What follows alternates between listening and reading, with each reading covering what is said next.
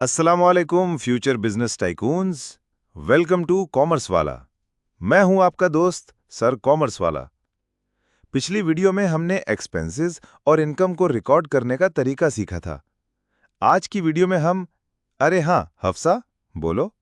Sir please मुझे assets, expenses और liabilities detail में समझा दें। मुझे समझ नहीं आता कि कौन सी चीज़ क्या है और डेफिनेशन से भी फ़र्क नहीं कर पाती। अगर आप खुद बता देंगे तो समझ आ जाएगी।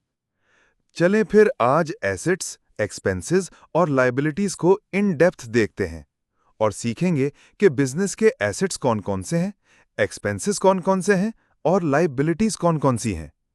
सबसे पहले एसेट्स, लायबिलिटीज और एक्सपेंसेस की डेफिनेशन।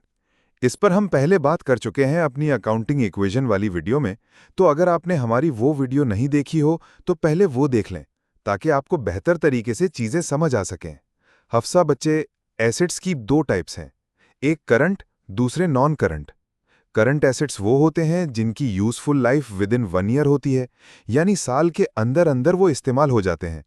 और नॉन करंट वो जो 1 साल से ज्यादा चलते हों। बोर्ड स्टूडेंट्स इसको फिक्स्ड एसेट्स के नाम से भी याद रख सकते हैं। अब इसकी एग्जाम्पल्स देखो। करंट एसेट्स, इन्वेंट्री, यानी वो सामान जो आपने रीसेल के लिए खरीदा हो या फिर कुछ और बनाने के लिए, जैसे सलीम भाई ने आटा लिया था पराठे बनाने के लिए। ट्रेड रिसीवेबल्स, यानी वो कस्टमर्स जिनको सामान उधार पर दिया हो और अब पैसे आने का इंतजार हो। फर्स्ट ईयर कॉमर्स के स्टूडेंट्स इसको अकाउंट्स रिसीवेबल कहते हैं। प्रीपेड एक्सपेंसेस, यानी वो एक्सपेंसेस जिनकी एडवांस में पेमेंट कर दी हो, जैसे एडवांस में रेंट दे दिया। सप्लाईज, ये वो सामान होता है कि जो बिजनेस अपने डेली के कामों में इस्तेमाल करता है पर इसको बेचने की इंटेंशन नहीं होती। जैसे सलीम भाई जिस कप में चाय सर्व करता है, तो यहां पर चाय सलीम भाई की प्रोडक्ट है लेकिन कप उनकी सप्लाईज। इसकी मजीद एक्सप्लेनेशन है जो कि हम किसी और वीडियो में बताएंगे। कैश एट बैंक, यानी वो पैसे जो बैंक में हों, अब इसको खाली बैंक भी कह सकते हैं। कैश यानी सबका प्यारा प्यासा पैसा। इसके बाद देखते हैं non current assets. Non current assets में दो टाइप्स हैं, एक टेंजिबल और दूसरा इनटेंजिबल, यानी एक वो जो नजर आते हैं और उनको टच किया जा सकता है, और दूसरा वो जो नजर नहीं आते और उनको टच नहीं किया जा सकता है। अब इसकी एग्जाम्पल्स देखो।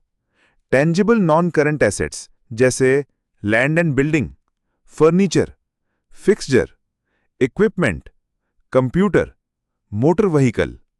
इंटेंजिबल नॉन करंट एसेट्स जैसे गुडविल, यानी बिजनेस की नेक नामी। पेटेंट्स, जैसे किसी इन्वेंशन वगैरह को अपने नाम से रजिस्टर करवा लेना ताकि कोई बिजनेस उसको अपने नाम से ना बेचे।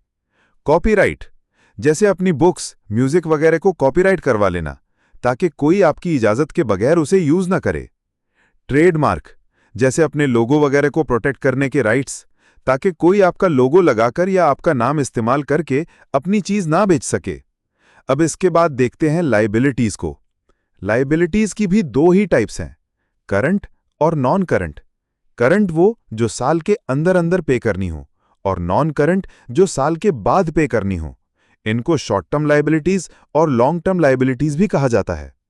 करंट लायबिलिटीज जैसे ट्रेड पेएबल्स, इसको फर्स्ट ईयर कॉमर्स के स्टूडेंट्स अकाउंट्स पेएबल भी कहते हैं, यानी वो सामान जो आपने उधार पर लिया हो अपने सप्लायर से। जैसे सलीम भाई ने कोला नेक्स्ट कंपनी से बोटल्स उधार पर ली थीं। शॉर्ट टर्म लोन, यानी वो उधार जो किसी से थोड़े टाइम पीरियड के लिए लिया हो और 1 साल के अंदर अंदर उसकी पेमेंट करनी हो, जैसे सलीम भाई ने अपने दोस्त अब्दुल रहमान से उधार लिया था। सैलरीज पेएबल, यानी वो सैलरीज जो ड्यू हो गई हैं पर अब तक उनकी पेमेंट नहीं की हो। टैक्सेस पेएबल, यानी वो टैक्सेस जिनकी पेमेंट ना की गई हो और वो ड्यू हों।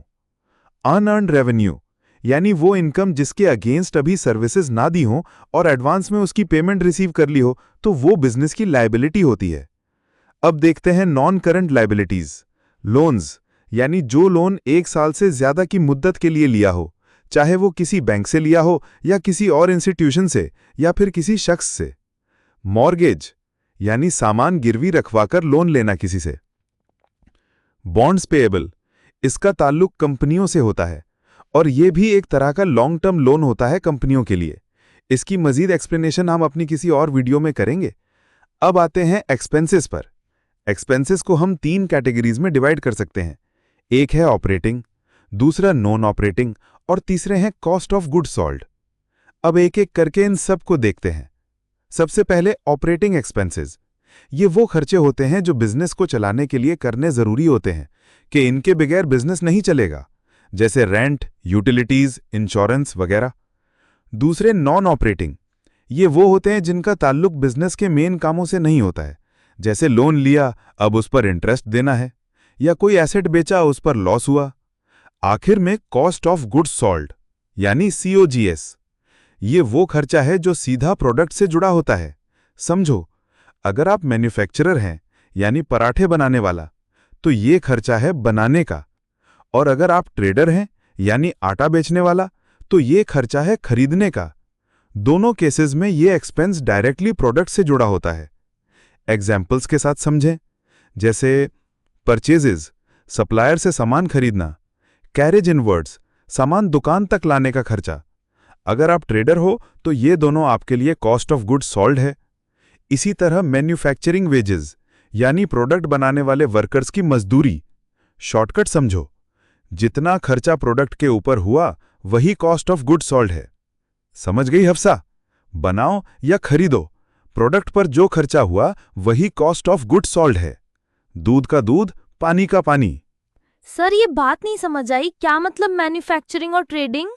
अरे हफ्सा, ये तो फिर एक लंबी कहानी है, इसको नेक्स्ट क्लास के लिए रखते हैं। अभी के लिए इतना ही। अब उम्मीद है हफ्सा तुम्हें पता चल गया होगा कि कौन सी चीज हमारा एसेट है, क्या लायबिलिटी है और क्या है एक्सपेंस। सर आज तो दूध का दूध और पानी का पानी हो गया, एकदम क्लियर। इन सब चीजों को अच्छे से दिमाग में बिठा लो, ये कर देगा तुम्हारे लिए अकाउंटिंग आसान। नेक्स्ट वीडियो में हम सुलझाएंगे हफ्सा के दूसरे सवाल की गुत्थी को और समझेंगे बिजनेस की टाइप्स को। अपना ख्याल रखना। अल्लाह हाफिज।